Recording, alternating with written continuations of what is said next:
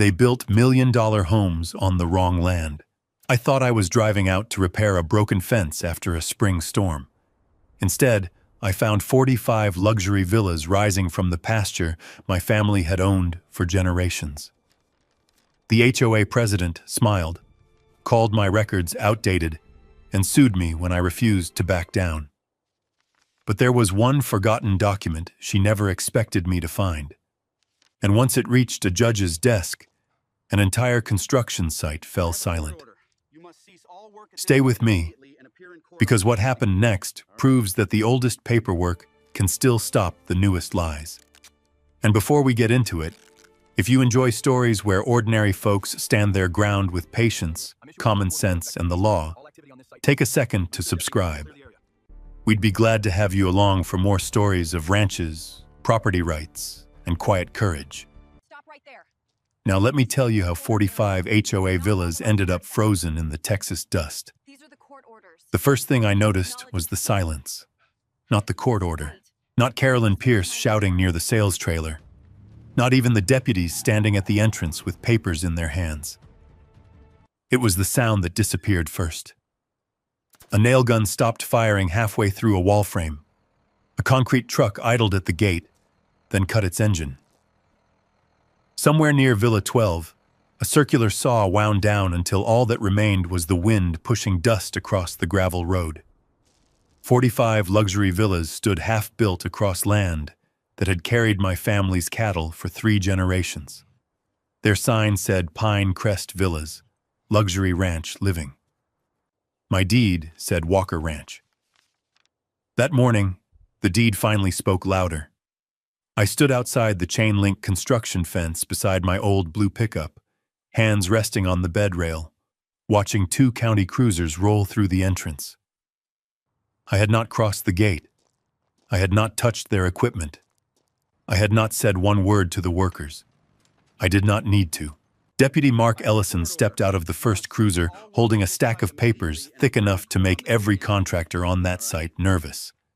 His partner walked straight to the big entrance sign, pulled a roll of tape from his cruiser, and pressed a court order across the glossy picture of stone driveways, porch lights, and smiling families. The paper snapped once in the dry Texas wind. Then it stuck. A foreman in a yellow vest walked toward the deputies fast, hard hat tilted back, phone already in his hand. "What is this?" Deputy Ellison did not raise his voice. "Court ordered stop work. All construction activity ends immediately. You can't just shut down a project this size. The judge can."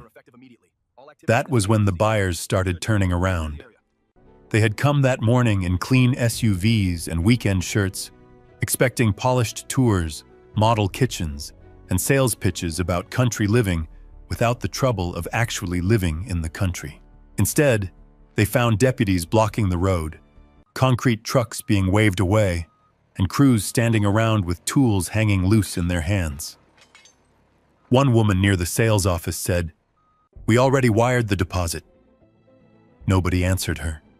That was the first crack. Then the white SUV came flying across the gravel lot. Carolyn Pierce drove like the road owed her an apology. She stopped crooked beside the sales trailer, stepped out in white slacks and dark sunglasses, and walked straight toward the deputies with the kind of confidence that had probably proved people out of her way for years. But not that morning. That morning, her face looked different, tighter, paler, scared beneath the polish. "Who authorized this?" she demanded. Deputy Ellison handed her a copy of the order. "District Court, ma'am." Carolyn barely looked at the first page. "This is an active development with approved permits, signed buyers, and county review. You cannot shut us down without notice." The deputy pointed at the document in her hand. Apparently, Judge Helen Rollins disagreed. That name landed hard. I saw it in Carolyn's jaw.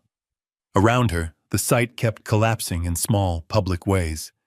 A lumber delivery reversed toward the road. 2 electricians packed their toolboxes without waiting for instructions. The sales agent, who had been greeting buyers, locked the glass door of the trailer from the inside and lowered the blinds. The whole thing took less than 15 minutes. Months of sales meetings, permits, renderings, speeches, and promises stopped because of 11 pages signed by a judge. Carolyn finally looked past the deputies and saw me. I had known that moment would come. I had pictured it 100 times during long nights at my kitchen table, reading old surveys until my eyes burned. I thought maybe I would feel satisfied. I did not. I only felt tired. She marched to the fence and stopping close enough that I could smell dust and expensive perfume mixing in the heat. "You did this," she said. Her voice was low, but several workers heard it. So did 2 buyers standing behind her. So did the deputy pretending not to listen. I looked at the court order taped across her sign, then back at her. "No, ma'am," I said. "Your own paperwork did this." For 1 second, she had no answer. That was new. Carolyn Pierce always had an answer. She had one the first day I found survey flags in my pasture. She had one when her lawyers accused me of interfering with business. She had one when half the county started whispering that I was trying to shake down a development company. But standing there with deputies shutting down 45 villas behind her, she only stared at me like I had changed the rules. I had not. I had only read them. A man in a gray suit came running from the sales office with his phone pressed to his ear. "Carolyn, investors are calling. Title Insurance wants a copy of the order. The Lenders Council is asking if this affects all lots or only the South Row." Carolyn did not turn around. That told me she already knew the answer. All of it. The South Row, the access road, the drainage trench, the foundations sitting where they had no right to sit, the part of the project they had treated like open land because an old utility easement had been dressed up as something bigger than it was. But the buyers did not know that yet. The workers did not know. Most of the county did not know. They only saw me standing outside the fence, a quiet ranch owner in worn boots beside an old pickup, watching a multi-million-dollar project die by court order. One buyer pointed at me and asked someone, "Is that him?" A superintendent answered, "That's Walker, just my name." But the way he said it made people turn. Ethan Walker. The man Carolyn's lawsuit had called a disruption, a liability, a threat to lawful development, a rancher trying to interfere with progress.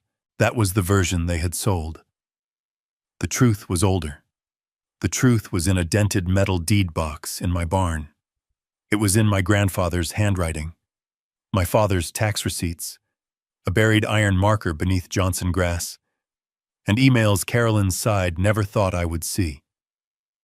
Deputy Ellison walked the sight line with the order in hand, telling crews to secure equipment and leave. No one argued for long. Court orders have a way of making loud men practical. Carolyn watched it happen like someone watching water rise under a locked door. Then she looked back at me. "This is not over," she said. "No," I said, "it isn't." Because the shutdown was not the beginning. It was not even the worst of it. It was just the first time everyone else heard what the paperwork had been saying for months. And to understand how 45 HOA villas ended up frozen in the Texas dust, you have to go back to the one question my father kept asking before any concrete was poured. Is the South pasture still ours? The first time Raymond Walker asked me, he was sitting beside a hospital window with a blanket over his knees and a cup of untouched coffee growing cold on the table. He didn't ask about the cattle market. He didn't ask how much hay we'd put up that season. He didn't even ask how he was doing. He looked at me and said, "The South pasture, still ours?" "Yes, sir," I answered. "Nothing's changed." He nodded once and looked back out the window, as if that single answer let him breathe easier. At the time, I thought it was just an old rancher's attachment to a favorite piece of ground. I had no idea it would become the center of everything. A week later, I packed my apartment, loaded my pickup, and drove back to Red Willow Ranch. The place hadn't changed much. The front gate still leaned a little to the left. The windmill still squeaked every few turns. My mother's flower beds had disappeared beneath weeds, but the porch still creaked in exactly the same places it had when I was 12. Inside the house, dust covered nearly every flat surface, but memories didn't collect dust. My father's boots still sat beside the back door. His branding gloves still hung from a nail in the mudroom. Every room reminded me that this ranch had never belonged to one generation. It had simply been handed forward. During the day, I repaired broken fences, checked water troughs, and took over the chores my father could no longer handle. Every evening, I drove back to the hospital, and every evening he asked exactly the same question. The South pasture still ours. Always those 5 words. Never more. One afternoon, while looking for old fence maps in the barn loft, I noticed a dented metal box shoved behind several feed ledgers. The lid was stiff from years without being opened. Inside was no money, no jewelry, no family photographs, only paper. Hundreds of pages, warranty deeds, property tax receipts, survey plats, boundary sketches, mineral reservations, easement agreements, handwritten notes folded inside faded envelopes. Most people would have seen boxes of boring paperwork. I saw something different. I had spent 12 years working as a title examiner before coming home. Old records had paid my mortgage. I knew better than most people that land wasn't protected by fences. It was protected by documentation. I carried the box into the kitchen and began reading. 1 hour became 3. 3 became 6. Every document fit into the next, like pieces of a story my grandfather had spent decades preserving. He had dated nearly everything, labeled nearly everything, cross-referenced surveys with tax receipts, attached handwritten explanations to legal descriptions. It wasn't obsessive. It was deliberate. Near the bottom of the box, I found a folded sheet of yellow paper taped inside the lid. The handwriting was shaky but unmistakable. It belonged to my grandfather. The note read, "Keep proof, keep copies, keep your land." I read it twice before setting it back down. Most people inherit property. My grandfather had inherited suspicion. He had lived through boundary disputes, drought years, handshake agreements that later became lawsuits, and neighbors who honestly remembered things differently than the courthouse did. He trusted records more than memories. Sitting alone in that quiet kitchen, I began organizing every document by date instead of putting them back into the box. Not because I expected trouble, because something about that note refused to leave my mind. The next morning, I carried several survey maps to the hospital. Dad smiled the moment he saw them. "You finally opened it. You knew it was there?" "I put it there after your granddad passed." He pointed toward the folder in my hands. "Don't ever let anybody tell you they remember a property line better than paper does." It sounded like ordinary ranch advice. Looking back now, it was a warning. I spent the next several evenings creating digital copies of every deed, every tax record, every survey, and every easement agreement. Some dated back more than 70 years. Others were newer, recording fence adjustments after floods or county road work. One thing stood out immediately. Every single document described the South pasture exactly the same way. The legal description never changed, not once. At the time, when I simply appreciated how organized my grandfather had been. Months later, those identical legal descriptions would become the foundation of everything. Before I left the hospital that Friday, Dad caught my sleeve. "The box safe? Locked up. The papers still there? Every one." He smiled for the first time all week. "Good." As I drove back toward the ranch that evening, I had no way of knowing that somewhere beyond the south pasture, survey crews were already placing stakes into the ground, or that before long, someone would try to convince the entire county that my family's records were wrong. The only thing I knew was that my father had spent more time worrying about one pasture than about his own health. A month later, after a spring storm rolled across Red Willow Ranch, I finally understood why. The rain had knocked down 2 sections of fence along the south pasture, so I loaded fence posts, wire, and my toolbox into the pickup before sunrise. I expected a long morning of repairs. Instead, I found something that made me pull onto the shoulder and shut off the engine. Heavy equipment, not one machine, a dozen. Bulldozers sat where my cattle usually grazed. Fresh gravel cut across the pasture in long gray strips. Orange survey flags stretched in straight lines farther than I could count. Pickup trucks with contractor logos filled a temporary parking area that hadn't existed the week before. I climbed out of the truck. For a few seconds, I honestly wondered if I'd taken the wrong ranch road. Then I saw the sign. Pine Crest Villa. Luxury ranch living. Now selling. The artist's rendering showed stone entry gates, landscaped walking trails, and rows of expensive homes standing exactly where my family's south pasture had been for decades. I stared from the billboard to the ground beyond it. Concrete forms were already in place. Workers carried lumber across freshly graded lots. Survey crews moved tripods from one corner marker to another. This wasn't someone preparing to build. They already were. I drove closer until I reached the temporary construction entrance. A security gate blocked the road, and beside it sat 2 portable offices flying the Pine Crest Holdings logo. A superintendent wearing a reflective vest stepped outside. "Morning," he said. "Construction area is closed to visitors. I think we've got a problem." He glanced toward the pasture. "What kind?" "This land belongs to my family." His expression shifted from routine confidence to cautious uncertainty. 1 minute. He disappeared inside the office. Less than 30 seconds later, another woman stepped out. Everything about her looked carefully planned. Pressed white slacks, tan leather boots that had never worked a ranch, dark sunglasses, a tablet tucked under one arm. She walked like someone accustomed to ending conversations instead of having them. "I'm Carolyn Pierce," she said, extending her hand. "President of the Pine Crest Homeowners Association." I nodded but didn't shake it. "Ethan Walker." For the briefest moment, her smile faltered. "Not much.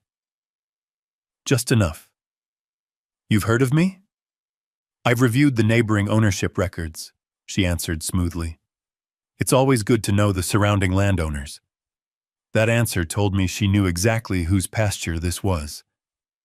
I pointed toward the foundations. "Those are sitting on Walker Ranch." She didn't even turn around. "No, Mr. Walker. They're sitting inside the approved development boundary. I'd like to see the survey. The engineering documents aren't available for public inspection." "I'm not asking as the public."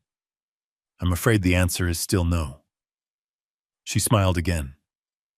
Professional, polite, practiced. It was the kind of smile people use when they think the conversation is already over. "Every permit has been reviewed," she continued.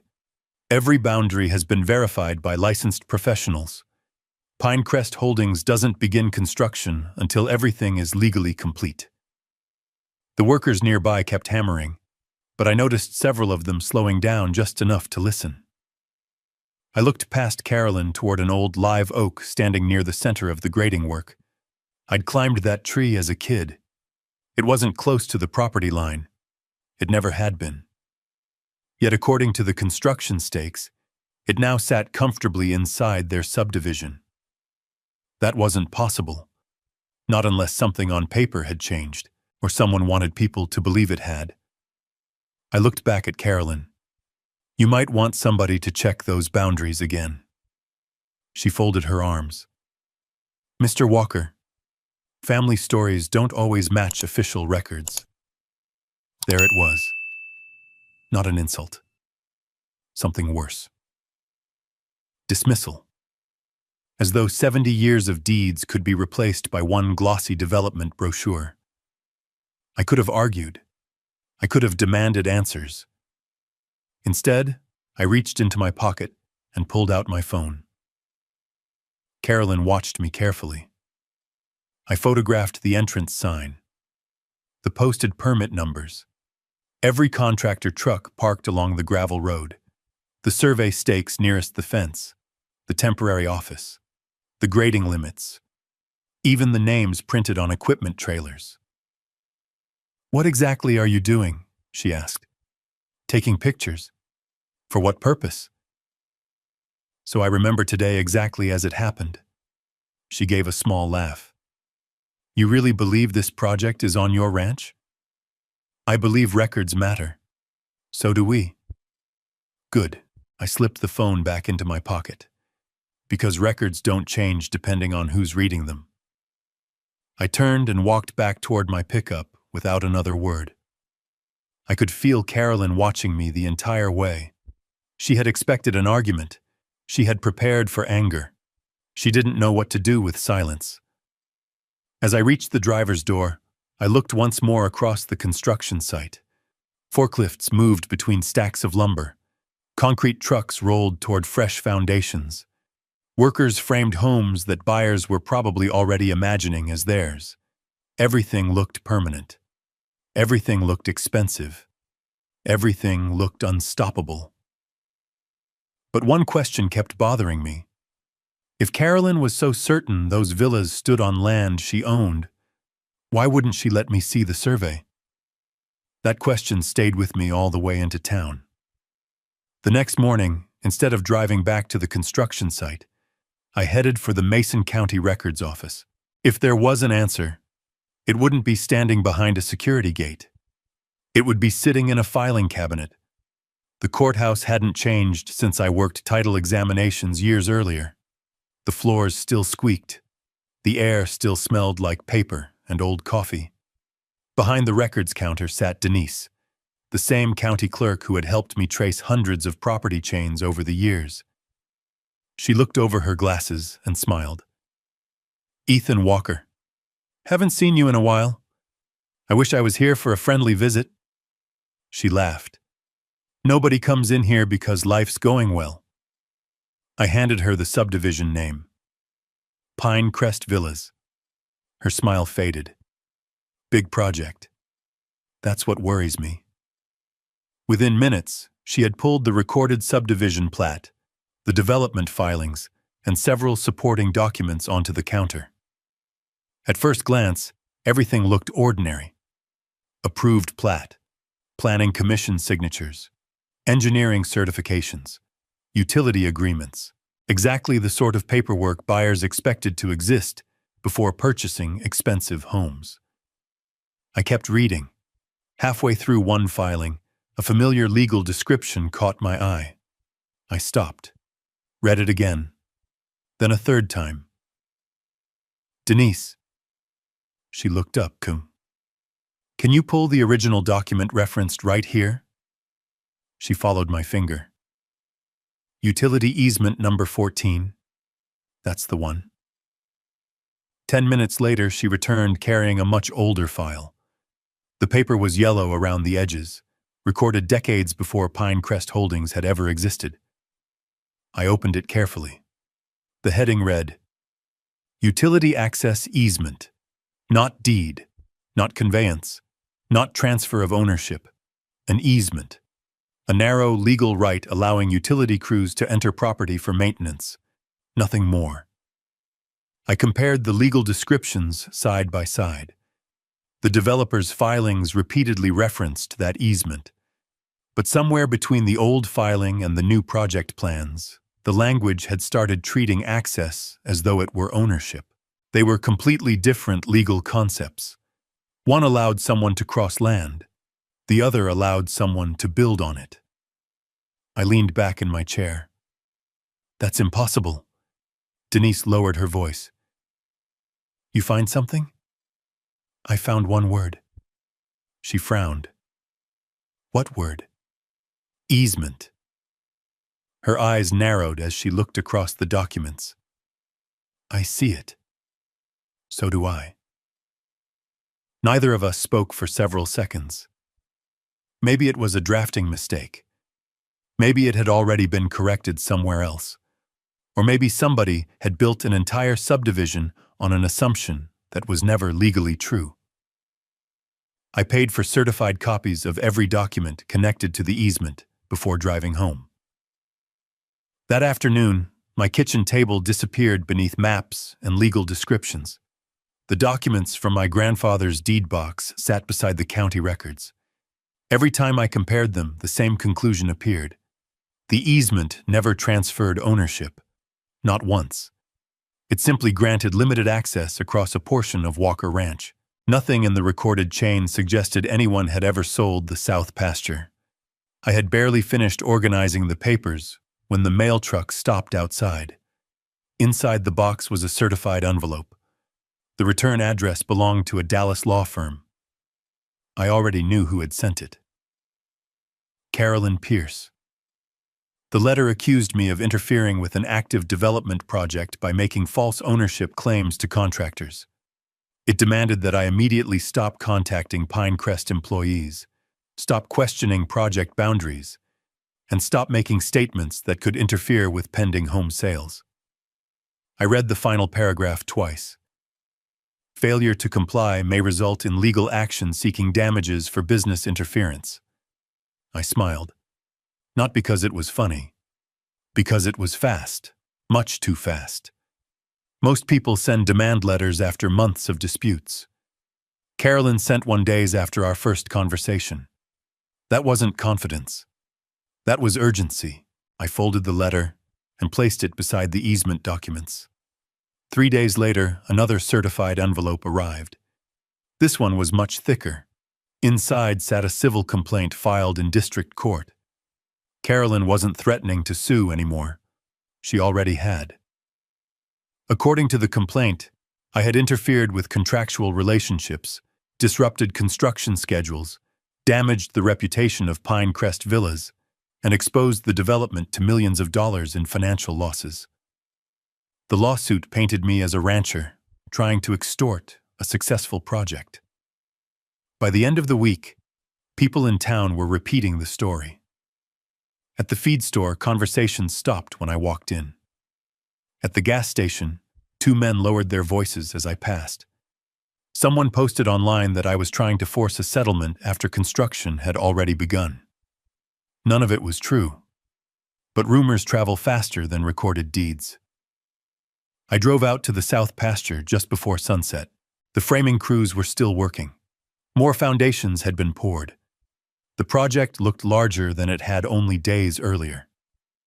Carolyn's strategy suddenly made perfect sense. Every new house made the dispute look less believable. Because once people see walls standing, they stop asking who owns the ground underneath them. Standing beside the fence, I realized this fight had changed. It was no longer about convincing Carolyn. It was about proving the truth before 45 unfinished villas became 45 permanent mistakes. And if I wanted any chance of doing that, I was going to need help. The next morning, I called Naomi Bennett. I'd known Naomi years earlier when I worked title examinations. While other attorneys loved television interviews and dramatic courtroom speeches, Naomi had built her reputation somewhere much quieter. County archives, survey records, property disputes. She won cases because she read every page other people skipped. Her office sat above an old insurance agency downtown. The walls weren't decorated with awards or framed newspaper articles. Instead, they were covered with survey maps, aerial photographs, and boundary plats stretching back decades. She motioned toward a conference table. "What have you brought me?" I set down 3 boxes. My grandfather's records, certified county copies, Carolyn's lawsuit. Naomi didn't speak for nearly 40 minutes. She simply read. Occasionally, she highlighted a sentence or attached a small note to a document before moving to the next. Finally, She looked up. You're not here because someone built near your property, no. They built on property you believe is yours. I know it's ours. She nodded slowly. Confidence doesn't matter. I know. Proof does. I slid the utility easement across the table. Start there. She read it twice, then compared it to the subdivision filings, then read it again. Her expression changed. Not dramatically. Just enough. This easement keeps appearing. I noticed. But every time it appears, she continued, it's treated a little differently. She reached for another filing. They're relying on access language while describing ownership. Exactly. Naomi closed the folder. I can't tell you they've crossed the legal line, but I can tell you something doesn't fit. Hearing someone else say those words lifted a weight I hadn't realized I'd been carrying. For the first time since walking onto that construction site, I wasn't the only person seeing the problem. Naomi picked up her phone. I want another set of eyes. She called Glenn Harper. If Naomi trusted paperwork, Glenn trusted dirt. He'd spent more than 35 years retracing property boundaries across Texas. Ranches, pipelines, lakes, county roads. Surveyors respected him because he rarely guessed. 3 days later, he drove onto Red Willow Ranch in an aging pickup, carrying a transit case, old field books, and enough measuring equipment to fill the bed of his truck. He climbed out, looked toward the south pasture, and asked only one question. Where were the original corners? I pointed toward the tree line. My grandfather always said the southwest monument sat beyond that live oak. Glenn smiled. Let's see if your grandfather knew what he was talking about. For the next week, our routines split into two completely different worlds. Every morning, I drove past Pinecrest Villas on my way to check fences. The development looked bigger every day. New framing, fresh driveways, roof trusses swinging through the air, sales banners advertising limited opportunities, luxury ranch living. Open house this weekend. The parking lot stayed full. People walked through model homes carrying coffee cups and brochures, dreaming about back porches they didn't realize stood on disputed ground. Meanwhile, our side worked in complete silence. Naomi filed responses to Carolyn's lawsuit without making a single public statement. Glenn disappeared into old survey records, benchmark maps, and historical field notes. I organized my grandfather's files by chain of title, matching every deed to every tax receipt. Nobody gave interviews. Nobody argued online. We let Carolyn keep talking, because every day she spent defending the project publicly was another day she committed herself to whatever the records eventually proved. Late one afternoon, Glenn spread several historic plats across my kitchen table. He tapped the oldest one. Interesting. What? The legal descriptions haven't changed. They shouldn't. They haven't. He laid a newer survey beside it. The ownership calls match. Then another. The county tax maps match. Then another. So do these. He looked at me. That's rare. I leaned forward. What does it mean?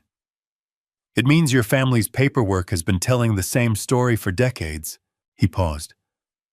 I'm more interested in finding out why theirs suddenly tells a different one. Outside, I could hear distant backup alarms from the construction site carrying across the pasture. Inside my kitchen, surrounded by maps older than both of us, it suddenly felt like time itself was becoming evidence. As Glenn carefully rolled up another survey, he stopped. There may still be something out there. What? He looked toward the south pasture. The original monument. The old boundary marker? If nobody removed it. He smiled faintly. The ground may still remember exactly where your ranch begins. And if the land remembered, someone else's paperwork was about to forget how to lie. Glenn asked me to meet him before sunrise at the far end of the south pasture. When I pulled up, he was already standing beside a rusted steel stake driven into the ground. It wasn't much to look at. Most people would have walked past it without giving it a second glance. Glenn didn't. He was kneeling beside it with a small brush, clearing away years of packed dirt and grass. "Come here," he said. I crouched beside him. "What am I looking at?" "History."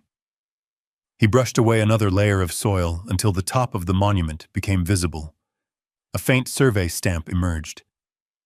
State Plane Coordinate Monument. Original. Not a replacement. Not a modern reference. The real one.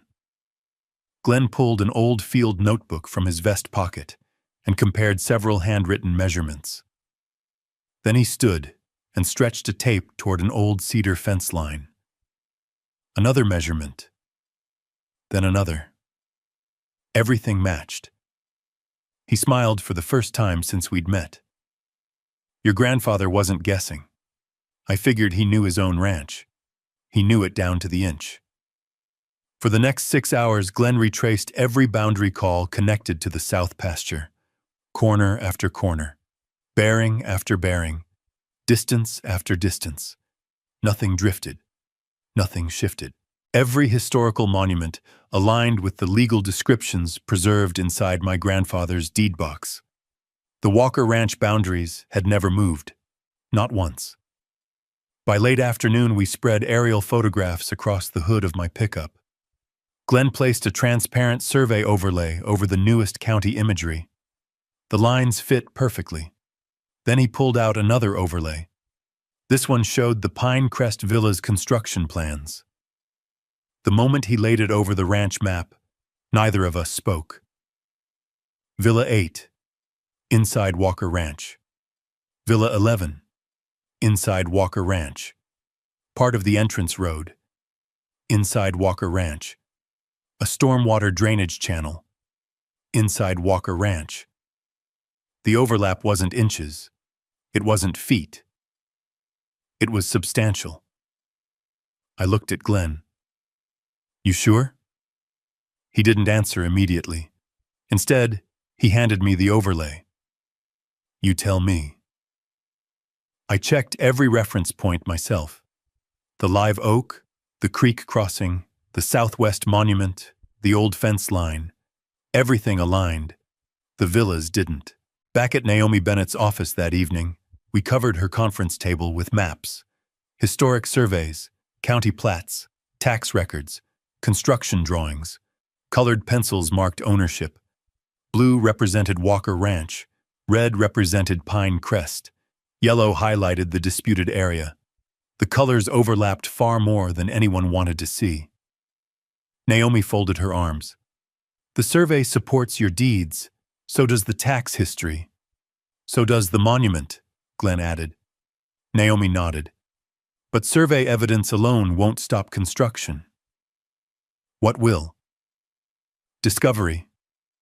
She reached for the lawsuit Carolyn had filed against me. "They sued first." "They did, which means they have to produce documents." I looked up. "You think they'll hand us what we need?" "I think they'll hand us what the rules require." She smiled slightly. And sometimes those become the same thing.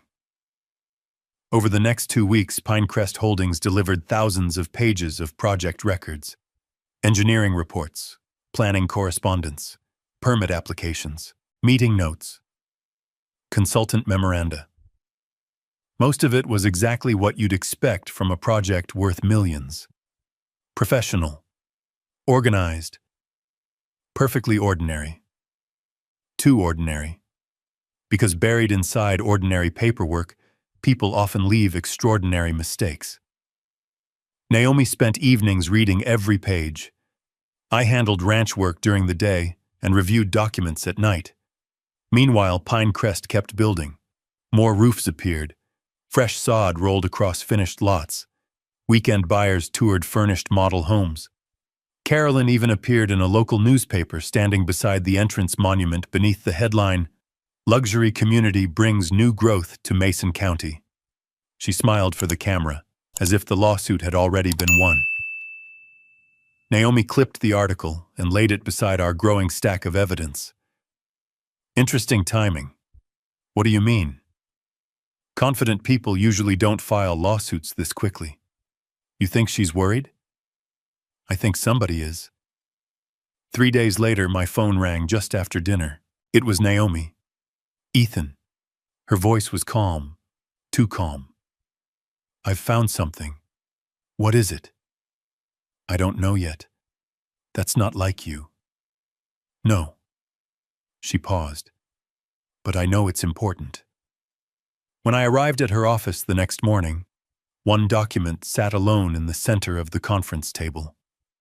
Only a single paragraph had been highlighted. No explanation. No notes. Just yellow marker across one sentence. Naomi slid it toward me. Read the highlighted line. I did. The paragraph referenced an internal title review completed months before construction began. One sentence stopped me cold. Potential boundary discrepancy noted along the southern project limits. Additional verification recommended before vertical construction. I looked back at Naomi. Vertical construction means before they poured foundations, so somebody already questioned the boundary. She nodded slowly. Months before the first house was built. The room became very quiet, because that single sentence changed everything. Up until that moment, we'd been trying to prove someone had made a mistake. Now another possibility stood in front of us.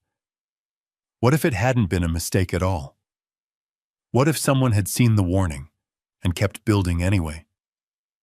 I read the highlighted sentence again. Potential boundary discrepancy noted along the southern project limits. Additional verification recommended before vertical construction. One paragraph. 20 words. Enough to change the entire case. I looked at Naomi. Who wrote this? She opened another folder. A junior title reviewer working for one of Pinecrest Holdings consulting firms. Did anyone respond? I was hoping you'd ask.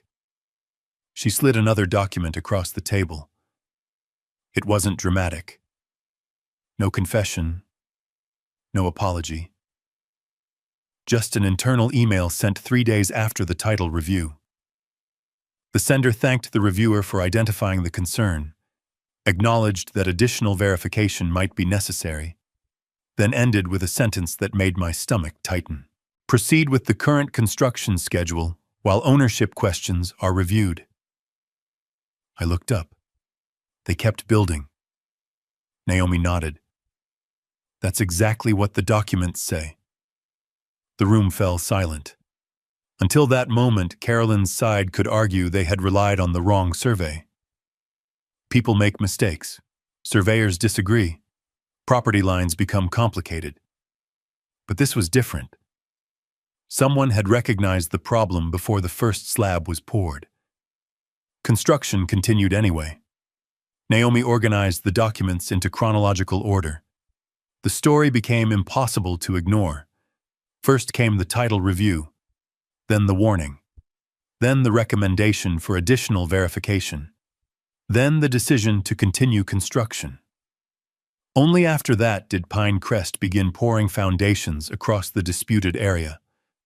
It wasn't one careless afternoon. It was a series of deliberate decisions. 3 days later, another production of discovery documents arrived. Thousands more pages, meeting minutes, consultant correspondence, budget summaries, engineering revisions.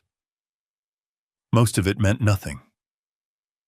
Then Glenn walked into Naomi's office carrying another survey overlay. You'll want to see this. He spread it across the conference table beside the email chain. The transparent overlay matched every structure currently standing inside Pinecrest Villas. He pointed one finger toward the center of the map. Villa 8, then another. 11, then another. 13. Each foundation sat inside the southern boundary established by the original Walker Ranch monuments. Not close to it. Inside it. Glenn didn't exaggerate.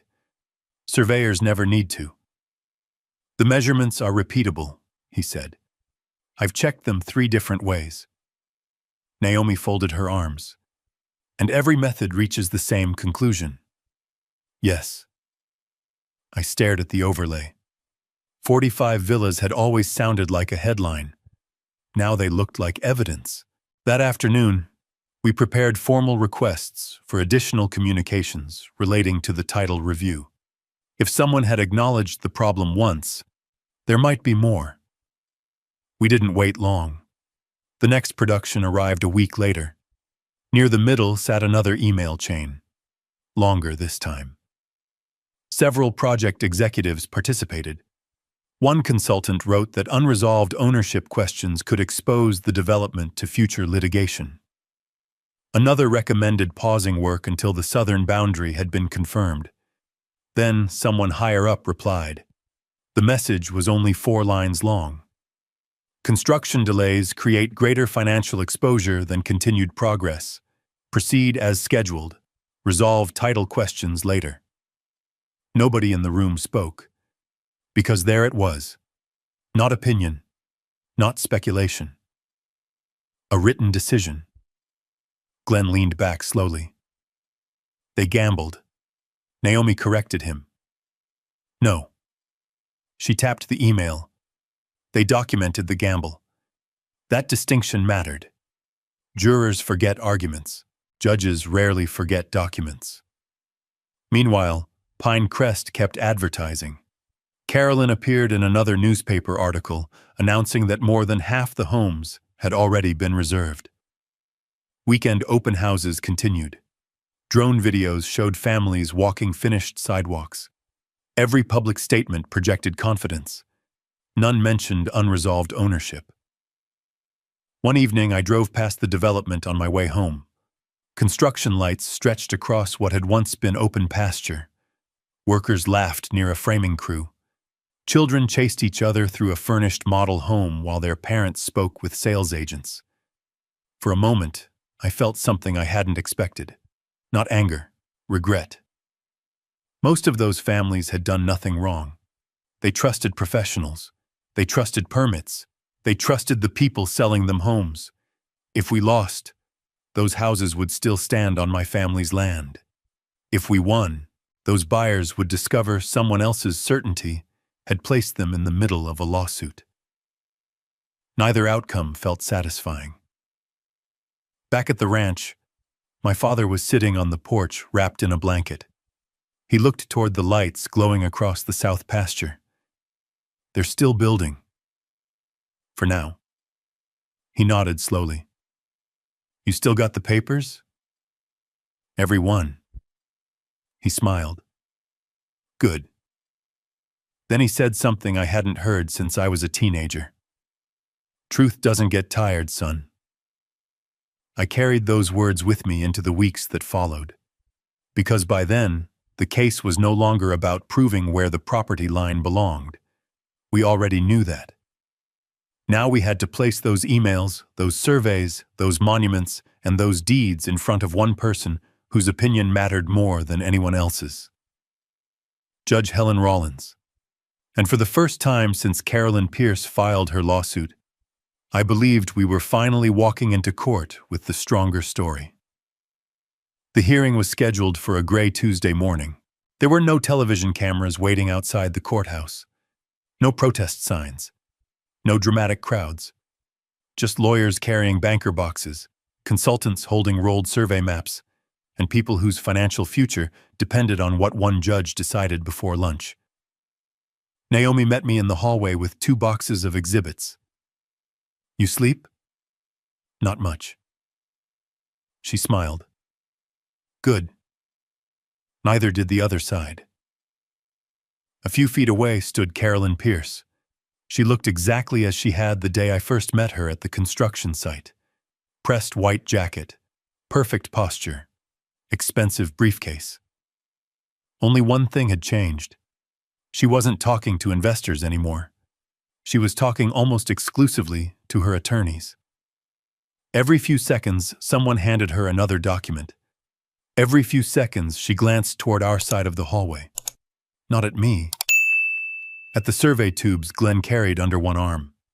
When Judge Helen Rollins entered the courtroom, every conversation stopped. She handled preliminary matters quickly before turning to the case. Carolyn's attorneys spoke first. They argued that Pinecrest Holdings had relied on licensed engineers, approved plats, county permits, and substantial financial investment. They described hundreds of construction jobs, families under contract, millions already invested. They painted me as the one man threatening to derail an entire community. From a distance, it sounded convincing. Large developments often do. Then Naomi stood. She never raised her voice. She didn't accuse anyone of fraud. She didn't call anyone dishonest. Instead, she placed one document on the evidence screen. My client's warranty deed. Then another. The county tax records. Another. The original survey. Another. The recorded utility easement. Each exhibit connected to the next. No dramatic speeches. Just a chain of ownership stretching back decades. Judge Rollins flipped carefully through every page.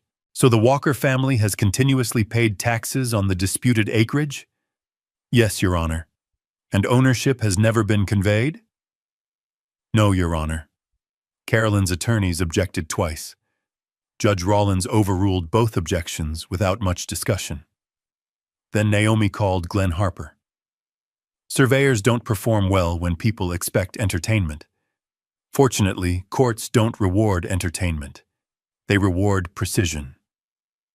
Glenn unrolled 3 large maps across the presentation table.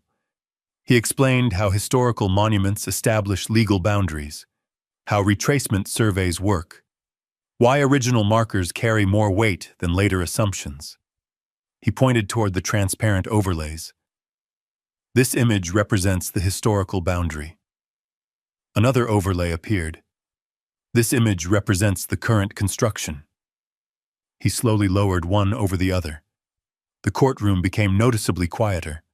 Colored lines overlapped. Villa 8, Villa 11, Villa 13. The entrance road. Part of the drainage system. Several completed foundations. Each one extended into Walker Ranch. Not by inches, by measurable distances. Judge Rollins leaned forward. Were these measurements independently verified? They were, Glenn answered. Using multiple methods?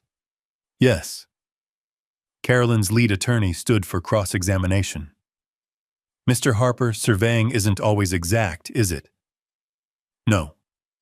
So professionals can disagree? They can. He paused. They generally don't disagree with original monuments. The attorney tried another approach. Could later development records legally replace historical references? No. Why not? Because recorded ownership doesn't disappear when someone drafts a new site plan. Several people sitting behind Carolyn shifted in their seats. The investors who had looked relaxed 20 minutes earlier now watched every exhibit as if seeing the project for the first time. Naomi called no dramatic witnesses, no emotional speeches, just documents. The title chain, tax receipts, historic surveys, the iron monument Glenn had recovered. Finally, she introduced the discovery exhibits, the internal emails. Judge Rollins read the highlighted sections silently. One email acknowledged a potential boundary discrepancy. Another recommended additional verification. Another instructed the project team to continue construction while ownership questions remained unresolved. The judge looked toward Carolyn's table.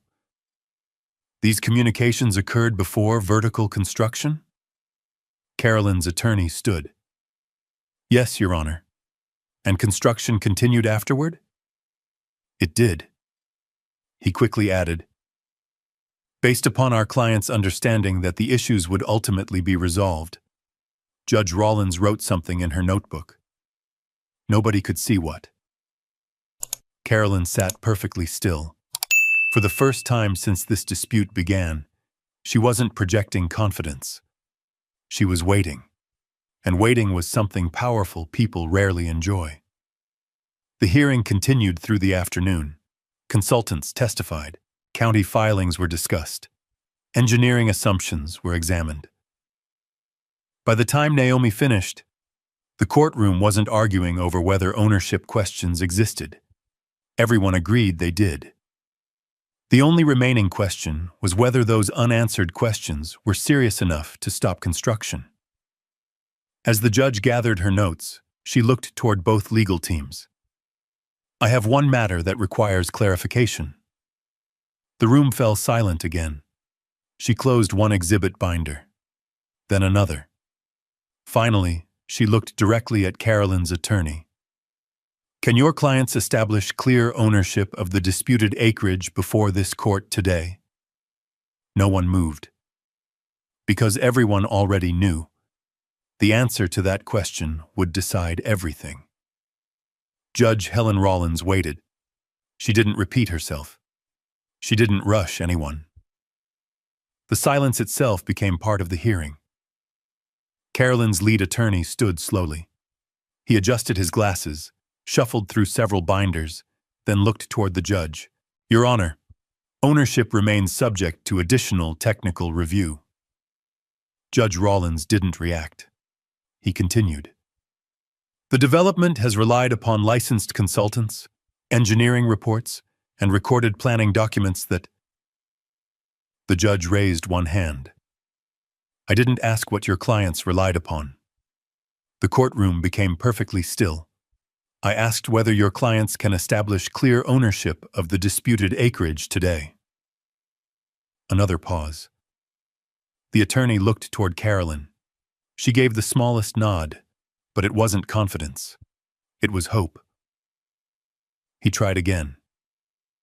"There are still ongoing evaluations regarding the southern boundary, so the answer is no."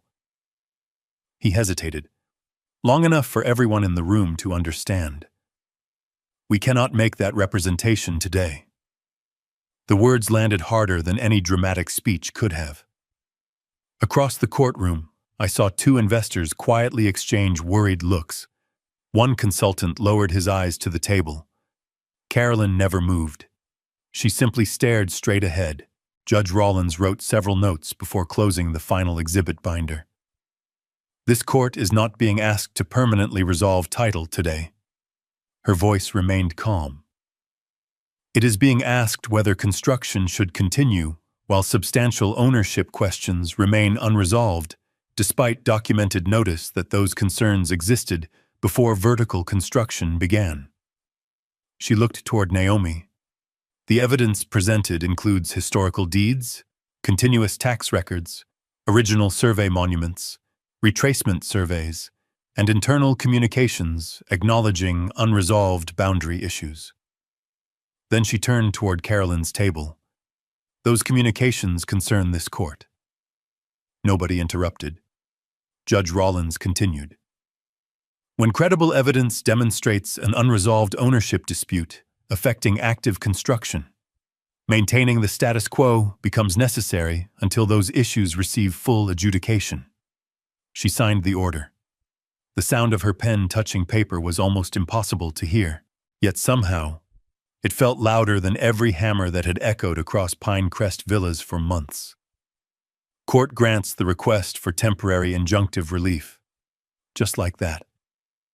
Construction was over. Not permanently. Not yet. But immediately.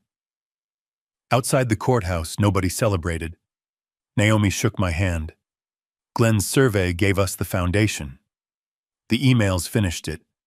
She nodded. They showed notice. Glenn rolled his survey maps back into their tube. The land told the truth.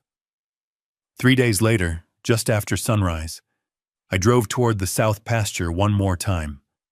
Half a mile away, I spotted the flashing lights, 2 county cruisers, then another.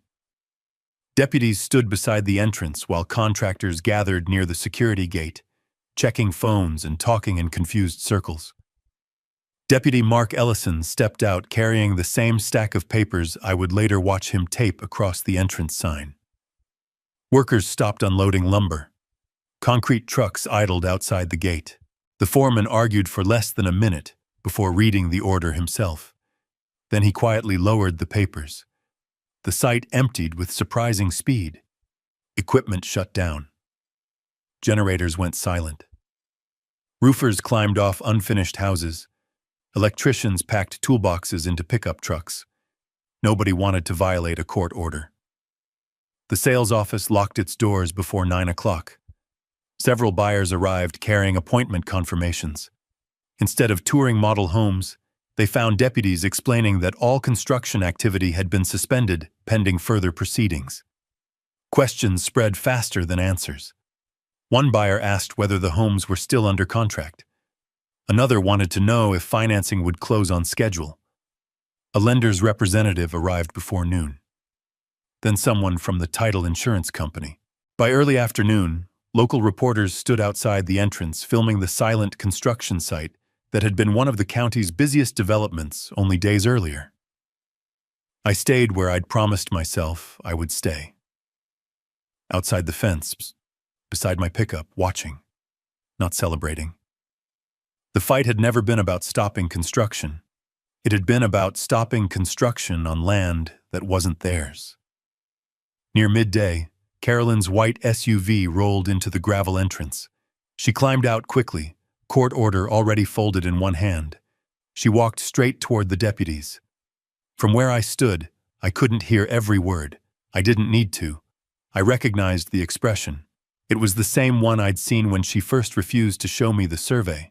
Except now, confidence had been replaced by urgency. She turned and saw me standing beyond the fence.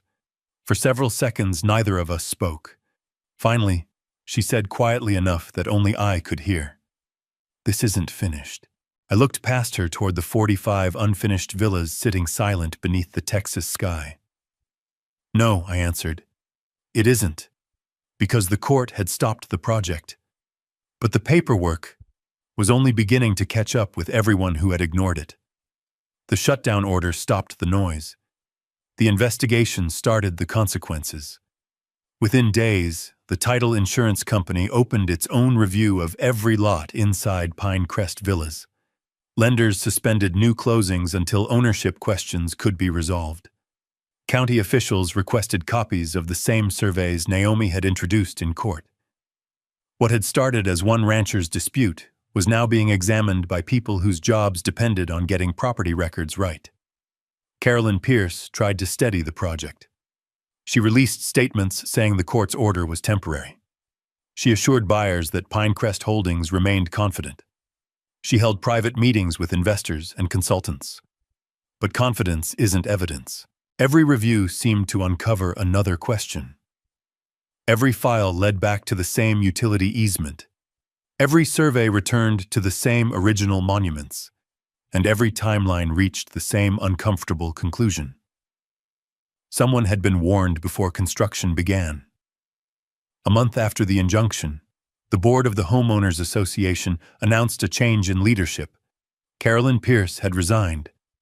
The statement thanked her for her service and wished her well in future endeavors. It said nothing about the lawsuit, nothing about the emails, nothing about the disputed land. It didn't need to. The records already told that story. The court appointed an independent receiver to oversee matters affecting the unfinished development, while the ownership issues continued through the legal process. Some people expected me to celebrate. Instead, I met with the receiver, Naomi, and county officials. There were families who had placed deposits on homes, contractors waiting to be paid, small businesses that had delivered materials in good faith. None of them had written those emails. None of them had decided to keep building despite unanswered questions. Justice didn't require making innocent people suffer. It required telling the truth and letting the law sort out the rest. Naomi looked at me after one meeting and smiled. "You know, most clients ask how much they can recover. I already got back what mattered." She nodded toward the survey map lying on the table. I figured. Weeks turned into months. The backup alarms disappeared. The framing crews were gone. No more concrete trucks rolled across the ranch road before sunrise. Grass slowly pushed through disturbed soil around the edge of the south pasture. The unfinished foundations stood silent, waiting for whatever the courts would ultimately decide. But the constant rush that had swallowed the ranch was over. One Saturday morning, I helped my father into the passenger seat of my old pickup. He moved slower now, but he insisted on making the drive himself. "I want to see it," he said. We followed the ranch road until we reached the rise overlooking the south pasture. The same place where I'd first seen the bulldozers. The same place where 45 luxury villas had promised buyers a version of country life built on land that wasn't theirs. Now the wind moved freely across the grass. No generators, no hammers, no sales presentations, just the sound that had always belonged there. Dad looked out the window for a long time. His eyes followed the old fence line stretching toward the live oak. Then he asked the question I'd heard for months. "The south pasture." He paused. "Still ours?" I smiled. "Still ours, Dad." He leaned back in his seat and nodded once. "Your granddad would have liked that." We sat there without saying anything else. There wasn't much left to say. Looking back, people often ask how one ranch owner managed to stop a multi-million-dollar development. They usually expect me to talk about lawyers or judges. The truth is simpler than that. The judge didn't create the evidence. Naomi didn't invent the deeds. Glenn didn't move the monuments. My grandfather didn't know this fight was coming when he wrote those words inside an old metal deed box. He only understood something that too many people forget. Land remembers. Paper remembers. And when those two tell the same story, eventually everyone else has to listen. The loudest voice in that courtroom was never an attorney, a developer, or an HOA president. It was a stack of forgotten deeds that had been quietly telling the truth for generations. If they want listen, I hope stay with you. If this don't assume the judge will only be the loudest voice in the room. Sometimes it sits quietly in an old-file cabinet, inside a wrong list box, or on a survey that nobody has looked at in years. In this story, the outcome didn't come from shouting right or trying to out-muscle anyone. It comes from taking the time to reserve records, ask the right question, and let the facts speak when the moment finally arrives. There's something reassuring about us. The world can move fast, people can make big promises, and rest can make you feel like giving in. But patience, honestly, and careful documentation still matter. The value may not make headlines every day, but they often was protect our family legacy when it matters most. I love to hear from you. If you are never had to stand your ground over properties on HOA or simply something you never right, leave a comment below or just type still our if you believe something are worth protecting with patent instead of anger.